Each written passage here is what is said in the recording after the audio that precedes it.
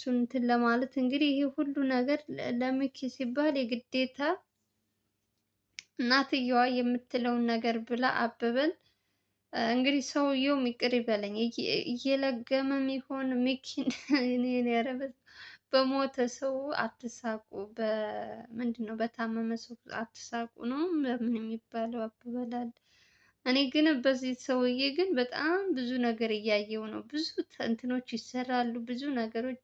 ባለፈው እኔ ራሱ አታወዛግብን የምትሉኝ ሰዎች ባለፈው እግሩ መሄድ አይችልም ሲሉኝ እሺ እኔም እንደዛው አወራሁ። ከዛ ደግሞ በስንተኛው ቀን ደግሞ ማስታወስ አይችልም ምንም ነገር ሲሉ፣ ታዲያ እኔ ራሱ እኮ እየተወዛገብኩ ነው። ምንም ላረግ አልችልም እና ይቅርታ ልጁ ሲያወራ ስለሰማው ነው። እኔም ራሱ የእነሱን ቁጥር ሶስት አብዛኞቻችሁ አትከታተሉም እንጂ እዛ ጋ እኮ ቪዲዮ እየተለቀቀላችሁ ነው። ልዑልም እዛ ጋ ሄዳችሁ ማግኘት ትችላላችሁ። ልዑል ልዑል የምትሉ ሰዎች በዛም ስላለ ማለት ነው። እና ለማንኛውም እናቱ በስከ መጨረሻ ለአቤል ለሚኪ ከእስር ቤት እንዲወጣ በእንትን ማለት ነው በውጭ ሆኖ ጉዳዩን እንዲከታተል በዋስ እንዲወጣ እንግዲህ አበበን እንድታስማማው በቃ በሁሉን ነገር ልዑል መጀመሪያ ሐኪም ቤት ሳትገባ በፊት ሁሉንም ነገር ነግሯት ለአበበ እናት፣ እሷ ደግሞ እንግዲህ በሱ ልጇን አሳምና እንግዲህ እሱ ፈቃደኛ ከሆነ እንደሚወጣ እየተናገሩ ነው። እንግዲህ ልዑል እኔ አላቅም፣ አንዳንድ ጊዜ ህግ ህግ ነው የሚባል ነገር አለ። ግን ደግሞ አበበ ፈቃደኛ ከሆነ አበበ የሆነ ነገር ዋሽቶም ሊሆን ይችላል ወይ ብቻ የሆነ ነገር እሱማ ይቻላል። እሱ ከፈቃደኛ ከሆነ ድንገተኛ ነው አስቦት አይደለም ምናምን ካለ ሚኪ ነፃ የመውጣት እድል አለው ብዬ ነው የማስበው። ግን ደግሞ አላቅም። ዋናው ደግሞ እነ ልዑል ደግሞ የሚሉት ሌላ ነገር ነው። ማስታወስ አይችልም ስለሚሉ እንዴት አድርገው እንዴት ግራ ነው የሚያጋባኝ። እኔ ራሱ ግራ ገባኝ እኮ እንዴት ነው እናቱ የምታስማማለት? ወይኔ እንደው ለሚኪ ሲል እግዚአብሔር ብቻ ምሕረቱን ይስጠው፣ ምሕረቱን ይላክለት። ዛሬ ደህና ነው ይላሉ፣ ነገ ደግሞ እንዲሆነ ይላሉ። እኛ ታዲያ ምን እናድርግ ጎበዝ? ከትናንት ወዲያ ደህና ነው አሁን ደህና ነው ይላሉ። ከዛ ደግሞ በነጋታው ደግሞ እንደዚህ ሆነ። እኛ ተወዛገብን እኛ ራሱ። ለማንኛውም እንግዲህ እናቱን እንትን ካለ እንግዲህ ሚኪ እንደው እኔ ምንም አለ ምንም አበበ እዛው እስር ቤት ምንድን ነው ሐኪም ቤትም ሆነ አልሆነም ሚኪ ብቻ እንዲወጣ ብቻ ነው የምንፈልገው።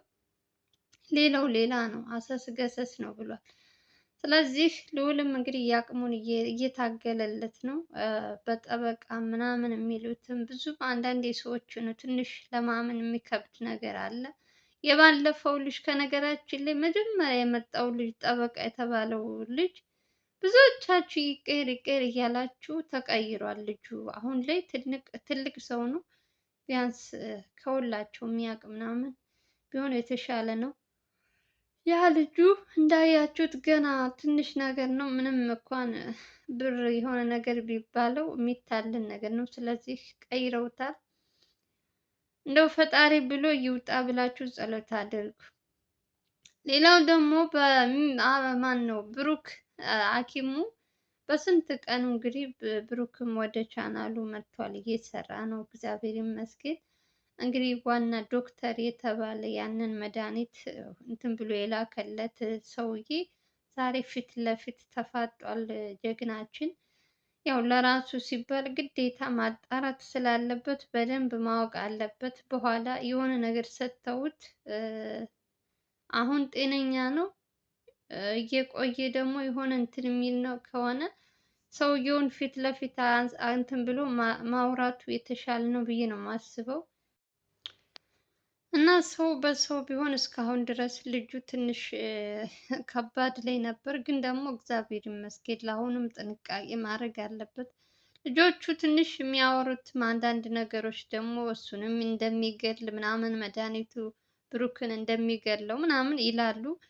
ሞት ደግሞ እንግዲህ እግዚአብሔር ደግሞ ኃይል አለው። እግዚአብሔር እኔ በሰው አልተማመንም። ከነገራችን ላይ በምንም ማለት ምንም በሰው አልተማመንም፣ በፈጣሪ ብቻ ነው። ስለዚህ በፊትም እኮ ስንት ነገር ተደርጎለት ስንት ሐኪም ቤት ሄዶ ነበራ።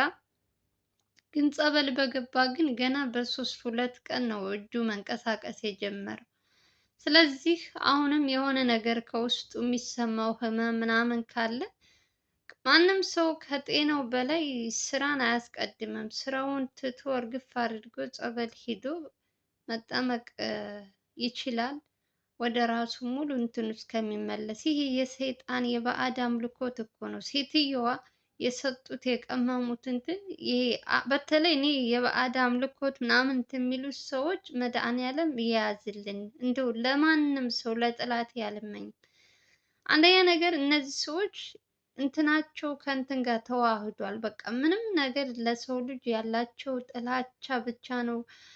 በሰው ልክ በቃ ገንዘብሽን ሙልጭ አድርገው በየእንትኑ እንድትሰጫቸው ምናምን ነው ወደ አንቺ እንትን የሚሉት። እንደዚህ ይሄ የባዕድ አምልኮት ምናምን የሚሉት የሚሰሩት ነገር ብዙም እኔ ስሙ ራሱ ስጠራው ይቀፈኛል። እና ኢትዮጵያ ውስጥ ደግሞ ካያችሁ በተደጋጋሚ እንደዚህ አይነት ነገሮች እኔ በተደጋጋሚ አያለው። እዚህ በፊትም በማን ነው ልጁን ላታውቁት ትችላላችሁ፣ ግን የሚሰራው ልክ እንደነ ልዑል ነው። እሱንም እንደዚህ ነገር አድርገውበት በጣም ለረጅም ጊዜ ስራውን አቁሞ በቃ እንዲጠላ ሁሉ ነገር ነው ያደረጉት እና ሙሉ በሙሉ አቁሞ ቻናሉ ሌላ ሰው እስከሚሰራበት የደረሰ ልጅ አለ። ስሙ ጠፍቶብኝ ነው እንጂ በጣም ታውቁታላችሁ። እና ብሩክም ምንም አለ ምንም በራሱ ነገር መስራት አለበት ብዬ ነው የማስበው። ወደ ራሱ እንትን እስከሚል ድረስ ጊዜ ሰጥቶ ለራሱ እረፍት ማድረግ አለበት። ምንም ያስቸኩል ነገር የለም። አሁን ላይ እነዚህ ሰዎች ሲያወሩ ትንሽ ሊረበሽ ይችላል። ብዙ ነገር አለ። አንተ እንደዚህ የሚያደርግ ነበር ምናምን ሲሉት ልጁ የባሰ ወደኋላ እየተመለሰ ሌላ ነገር እንዲያስብ ነው የሚያደርጉት። ስለዚህ አሁን ላይ ከጎኑ ሰው ቢኖር እሱን የሚያግዝ ምናምን ቢኖር ሞር የተሻለ ነው። በቃ ታማኝ ሰው እኮ ሞልቷል። ግን ደግሞ አብዛኛው ሰው እንደምታዩት እንግዲህ በልዑል እየተማራችሁ ነው። አብሮት እየበሉ አብረዋቸው እያደሩ እንትን እያሉ ብር ካቀረቡላቸው እየተስማሙ እነሱን እየሸጡ ምናምን እያየን ነው። ስለዚህ ትንሽ ሰው ለማመን ከባድ ነው። ለዛም ይመስለኛል ለብሩክ ሰው ቢቀጠርለት አሪፍ ነው። እሱ እረፍት ቢያደርግ ማለት ነው። እንደሚያወሩት ከሆነ ትንሽ ከባድ ስለሆነ መድኃኒቱ የተሰጠው መድኃኒት። ስለዚህ ብቻ እግዚአብሔር ይመስገን። በእግዚአብሔር ምንም ነገር ጠይቀሹ በሩ ሂደሽ ምንም የምታፍሪው ነገር የምታጩ ነገር የለም። እግዚአብሔር ይመስገን ማለት ነው። ስለሱ እንግዲህ ያው ራሱን ችሎ እስከተንቀሳቀሰ ድረስ አሁን ደግሞ በራሱ ሳይብስበት መታከምም ካለበት ብቻ የሆነ ነገር ማድረግ ካለበት ራሱ ያደርጋል። ብዙም የሚያሳስብ ነገር የለም። ልዑል እያላችሁ ነበረ። ልዑል እንግዲህ ልዑል እያያችሁት ነው። ሚኪ ካልተፈታ ወደ እንትን አልመጣም ይላል። ግን በዛኛው እንትን ላይ እያየሁት ነው እኔ በቁጥር 3 ላይ እዛ ላይ ወደ መጨረሻ እንትን የእሱን ድምፅ ምናምን እንትን ያረጋሉ። እኔ አላቅም። ልጁም ደግሞ ስለሚያመጣውን እንትን የሚያወራው ስለ ልዑል ነው። ስለዚህ እዛም እየገባችሁ ማየት ትችላላችሁ። ግዴታ አይነ ስራዬን ቪዲዮ መጠበቅ የለባችሁም። ቁጥር 3 ላይ ሄዳችሁ ማየት ትችላላችሁ፣ የምትፈልጉትን ነገር ማለት ነው። ሁሉም ነገር ስለ ሚኪ ስለሆነ ትኩረታቸው ያው ሚኪን ለማስወጣት እንግዲህ የፈለገው ሰዓት የፈለገው እንትን ቢወስድም እሱን ለማስወጣት ጠዋትና ማታ እየሰሩ ነው። ሞት ደግሞ እንግዲህ እናቱ ዛሬ የአበበ እናት እንግዲህ እግዚአብሔር እርዱት የሆነ ነገር ብታረግ እኔ አላቅም። ብቻ እናት ስለሆነች ነው እንጂ በጣም እንደበደላት በጣም እያለቀሰች የመጀመሪያ ጊዜ ስለሱ እንትን ያረጋት ኢንተርቪው ያረጋት ጊዜ ልዑል በጣም ብዙ ነገሮች እያለች ነበር ስለ አበበ። ግን ደግሞ ዛሬ ደግሞ አደጋ ላይ ነው፣ እንደዚህ ነው ሊሞትም ሊድንም ምናምን ስትባል እንግዲህ መታ ልጇን እንደሚሆን እያደረገች ነው ማለት ነው። እንግዲህ እስኪ ለሚኪ ሲል ፈጣሪ ወደ ራሱ ይመልሰው ልጁን ከቀልቡ ይሁን። እንደሱ በደል ቢሆን እንኳን ማንም ሰው እንትን አይልለትም። ግን ሞር ደግሞ ልጁ በማያውቀው ነገር እስር ቤት መቀመጥ የለበትም። በጣም ብዙ ስራ የሚሰራ ጀግና ወንድማችን ነው። በትንሽ ቀን እንኳን ስንት ነገር እንደሰራ አይታችኋል። እንግዲህ እሱን የምትከታተሉት ሚኪን የምትከታተሉ ሰዎች ቻናሉ ከተከፈተ በጣም ትንሽ ጊዜ ነው፣ ግን የሚሰራቸው ስራዎች ግን በጣም የብዙ ቀን እንትን ያለው ነው የሚመስለው እና ለሱ ሲል እንግዲህ እግዚአብሔር ይማረው። ሌላ ምንም ማለት አልችልም። እንግዲህ ልዑልንም እግዚአብሔር ባለበት ይጠብቃቸው። እንግዲህ ለሚኪ ሲል ብዙ መስዋዕት እየከፈለ ነው ልዑል።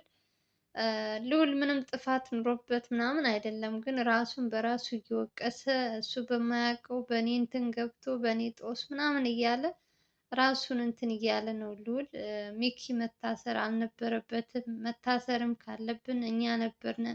ምክንያቱም ሚኪ እዚህ ጉዳይ ላይ ብዙም እንትን አይልም። እንደ አጋጣሚ ሆኖ ተገጣጥሞ ነው በእንትን ሊመታው የቻለው እንጂ እሱ ስራው ሌላ ነው። ምንም እንትን የሚለው ነገር የለም። ግን ደግሞ አንዳንዴ ቀናችሁ ከሆነ ከታዘዘባችሁ ምንም ነገር ይሁን እንግዲህ ያው ምንም ልታረጉ አትችሉም። ብቻ እግዚአብሔር ይመስገን ለበጎ ነው።